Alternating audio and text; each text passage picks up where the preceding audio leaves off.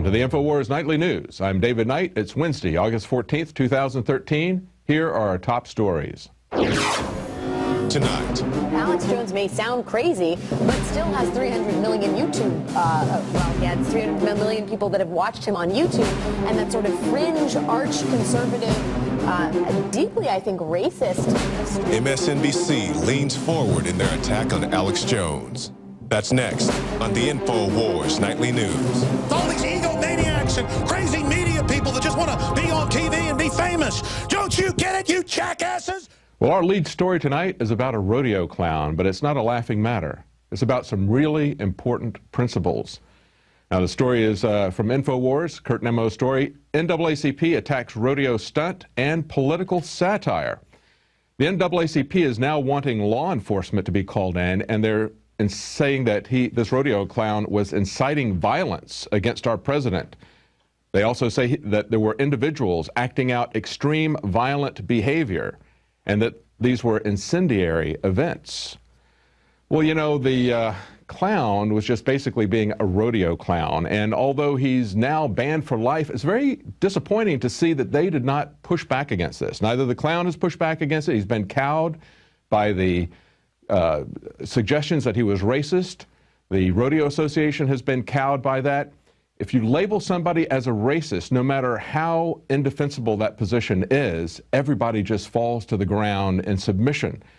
And this is very important because there is real racism. And when groups like the NAACP and others use it to cry wolf, what that does is that gives a cover to people against real charges of racism.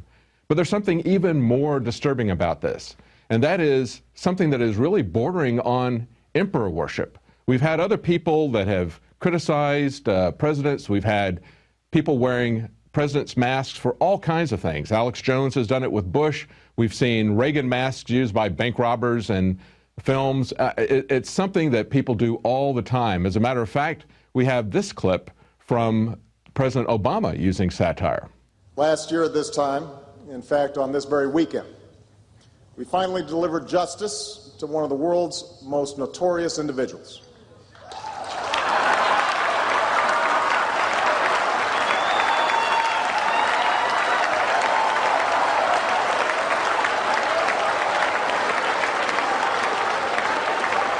So our leader can make fun of political opponents, but he's not to be made fun of. And what I find disturbing about this is that this broke on the very same day that we saw a video where parents were teaching their child to pray to Obama.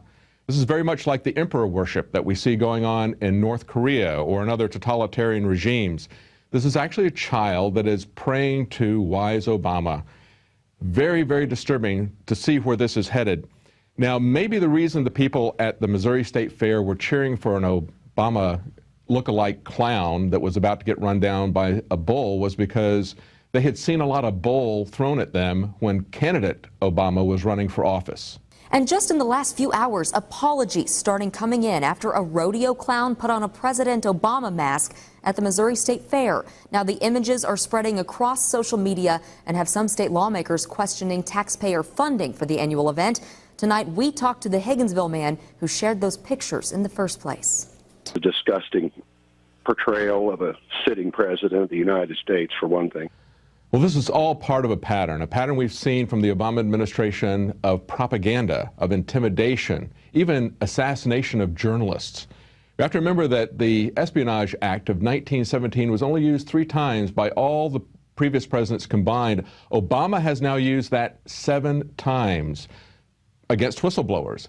70% of the prosecutions and against whistleblowers, Obama is using that.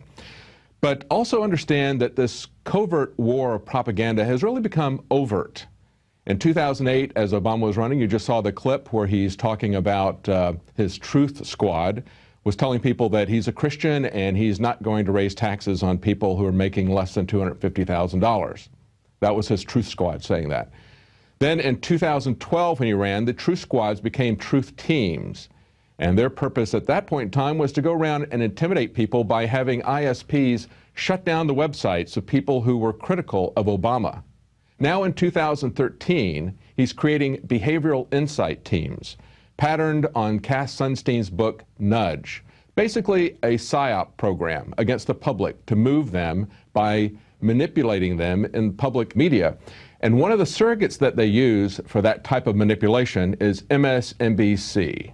The racial piece of this isn't going anywhere. I mean, Alex Jones may sound crazy, but still has 300 million YouTube, well, he had 300 million people that have watched him on YouTube, and that sort of fringe, arch-conservative, deeply, I think, racist strain is being tapped into at crazy profit by people in the media. Well, it is, and I think that the point you just made is the key thing, at crazy profit. These folks are getting paid to be racist. They're being paid to be ignorant. Now, you notice they didn't have any clips about Alex saying or doing anything racist.